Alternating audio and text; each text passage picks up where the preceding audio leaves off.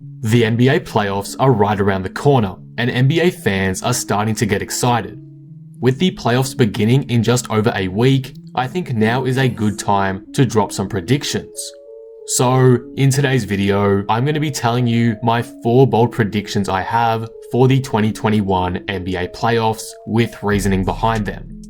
For those who don't know, a bold prediction is an outlandish statement that sounds ridiculous, but there is a possibility it could come true, which makes it bold. So if some of these do sound crazy, it's intentional, as they're meant to be bold, but at the same time, they will still be somewhat realistic. Before we start, if you're new here and enjoy the video, be sure to subscribe. For more NBA content like this, I'm trying to reach 16,000 subscribers before the playoffs start, and we are so close to that goal, so all support would be greatly appreciated.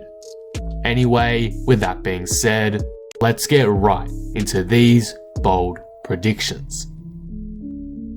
Number 4. The Los Angeles Lakers lose in the first round. The Los Angeles Lakers have had a rough finish to their 2021 NBA season, largely due to factors out of their control. They've been torn apart by injuries, rarely ever having a fully healthy squad lately, and they've been barely able to stay afloat and out of the play-in tournament for the past couple of months. Though LeBron James and Anthony Davis have returned to the front line in recent times, I personally don't think it's enough to help this team in the playoffs, and I believe they are likely to bow out early. There are a few reasons for this. The first one is my concern with LeBron and AD's health moving forward. Both have been out for extended periods of time and still don't look 100%. They've struggled with consistency and efficiency since their return, and overall, they just don't look as dangerous as they did earlier on in the season and during last year's finals. It will take some time for these two to get back to top form as they're recovering from pretty serious injuries, and I'm afraid that time is running out. These guys need to be in top shape and form for the Lakers to go far in 2021, but at this point, after seeing the form the team is in lately, I'm just not sure that's possible. The Lakers also have heaps to figure out roster-wise, and again, probably not enough time. With LeBron and AD both returning to the lineup, Vogel needs to work out the most efficient groups and rotations with the new addition of Andre Drummond. We've already seen the struggles of the pairing of AD and Drummond on the floor together through a couple of games, so I expect we'll see less and less of Drummond, but even that's not the only issue. There are guys like Schroeder, a key member of this team, out with health and safety protocols. He won't return until the first round at the earliest. That means Frank Vogel doesn't have one of his most essential players in the rotation before the playoffs, as he tries to figure things out in a short amount of time. This means that the Lakers are probably going to be continually adjusting and learning things on the fly about themselves in the most important part of the season. That's obviously not a good thing, and it's a big reason why I can see them losing in the first round. It's kind of hard to describe the problems that the Lakers have right now. It's just a whole lot of unknown that needs to be sorted out, and as a result, my confidence in them doing well in 2021 is starting to drop. Obviously, the Lakers losing early on will come down to their first round matchup too, which as of recording isn't decided. Their first round matchup is either going to be the Denver Nuggets or the LA Clippers, and I will say that in a series against Denver, I'd probably favor the Lakers, especially with Jamal Murray gone for Denver. However, against the Clippers, that's a different story. The Clippers are probably one of the most playoff-ready teams on paper, and they're peaking at the right time as well.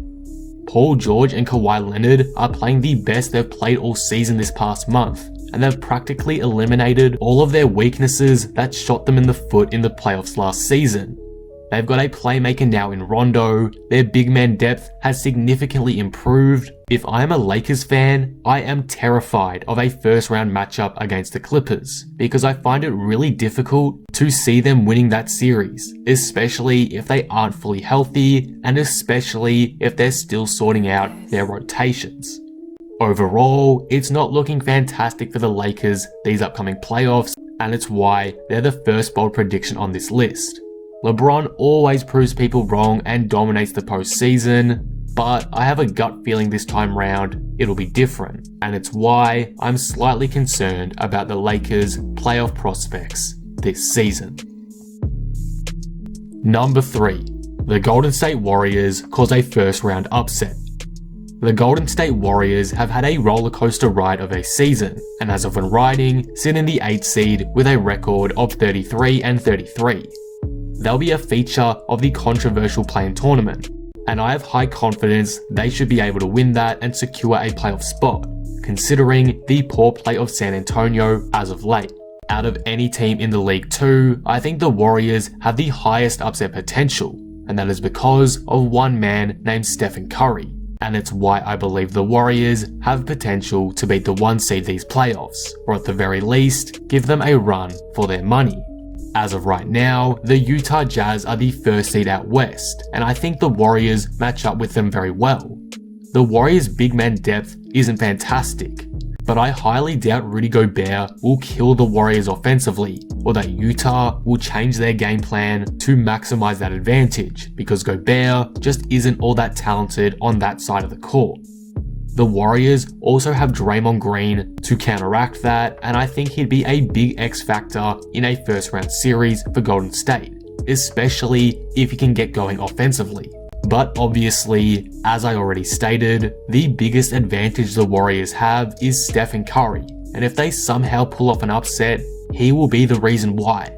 Curry is playing the best he ever has in his NBA career, which is crazy to say about someone who's now 33 years old. He's dropping 40 points on the regular against top NBA teams, and I don't see how that would change in the playoffs. In my eyes, the Jazz don't have a defender that can consistently stop Curry, and if they try to double, I'm confident that players like Andrew Wiggins will be able to create consistently enough to at least put Utah in trouble. When Curry is hot, he is impossible to slow down, and if he gets going early in a series like this, I think the Warriors have a legitimate chance at winning. Like the Lakers, it comes down to the first round matchup and plenty of other factors swinging the Warriors' way. But if the stars align, I think the Warriors can do something special and potentially recreate the We Believe Warriors from 2008. Number 2. The Brooklyn Nets fall short. The Brooklyn Nets are one of the most stacked teams in NBA history, and on paper, look primed to run through the Eastern Conference playoffs with no dramas. However, I do have a concern with this team, and I think it will cause them to fall short potentially as early as the 2nd round.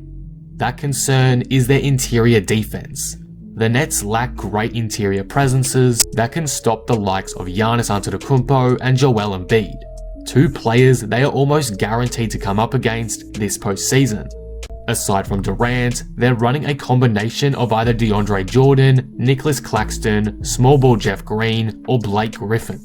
Aside from Claxton and Green at times, that is abysmal. Normally, I wouldn't have said this is such a huge concern in previous seasons, as the Nets' backcourt isn't bad defensively and can hold their own there. And again, they do have guys on this team who are decent on the interior defensively, like Nicholas Claxton. But unfortunately for the Nets, this problem is occurring at a time in the NBA where the Eastern Conference is being dominated by 7-foot freaks like Giannis and Embiid. No matter how much potential Claxton has defensively, there is no way on earth he is stopping Antetokounmpo or Joel Embiid over a 7-game series. We've seen so much proof of this concern being legitimate this season too.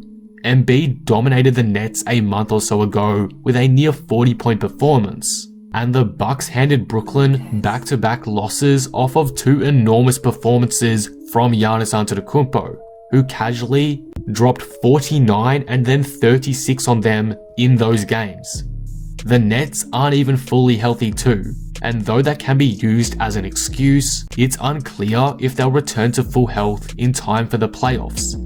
Harden is apparently back to square one in his hamstring rehab, so who knows when he'll come back, and when he does, how long it is going to take for the Nets to get in their groove. There's just a lot of red flags surrounding this team right now, and it's why I'd almost certainly take Milwaukee and Philadelphia over them in a 7-game series as of right now. That is subject to change, of course, but it's a call I'm willing to make in this moment. Yes, the Nets may have one of the greatest offensive trios ever, but if they can't stop the many dominant centers of the East, they may be packing their bags early. If the regular season has shown us anything, it's that the front court of this team may not be ready defensively for what is to come in the postseason, especially if their route to the finals involves going past a Giannis or an Embiid, and it's why I have them falling short in the playoffs this season. Number 1. The Phoenix Suns make the NBA Finals. I am a huge believer in the Phoenix Suns, and right now, I'm willing to place all my eggs in their basket in the Western Conference title race. They were one of the biggest surprises of the 2021 season, leaping up from one of the worst teams in the league to arguably the best with the addition of Chris Paul, and now they currently sit in second, one game behind the Utah Jazz. They've been led by Chris Paul and Devin Booker, both having all-star level seasons, and they are my biggest reasons why I see the Suns going deep into the playoffs this season. Both of these guys are elite at closing out games. They're incredibly clutch and consistent in those moments, and as a Rockets fan, I've experienced it twice already this season. Another reason why I'm a big fan of the Suns is because of their defense. Phoenix's defense has been a large part as to why they've been so successful. That mindset Chris Paul has brought in has heavily impacted his teammates, and guys like Mikal Bridges and even DeAndre Ayton as of late have been having career years on that end. As of when writing, they have the 8th best defensive rating in the league, and if that can translate over into the playoffs, it will give them a great chance to win it all. However, there is one final reason why the Suns are my bold tip to make the finals, and it's probably the most important thing to their success. Again, if it can translate over from the regular season. It's their mid-range shooting. The Phoenix Suns lead the league in mid-range field goal percentage, and their two stars, Devin Booker and Chris Paul, rank in the 95th and 93rd percentile for mid-range shooting respectively. That is elite. In the playoffs, that's going to be as important as ever, as series can become slugfests of 1v1 ISOs. Having players who can knock down mid-ranges efficiently and consistently through those ISOs will be key, as it adds another layer to the team's offense, and Phoenix has that in their two stars, making me confident enough to tip them to take home the Western Conference crown in 2021. We'll see how it goes, but personally, I think the Suns are definitely not a team to sleep on this postseason and will be a dangerous side you do not want to come up against. And that will conclude the video. What do you guys think of this? Do you agree with my bold predictions, or are they too crazy to you? Let me know all your thoughts down in the comments below, and be sure to drop your own bold predictions too. If you enjoyed the video, be sure to drop it a like and subscribe, but with that being said, I am out. Peace.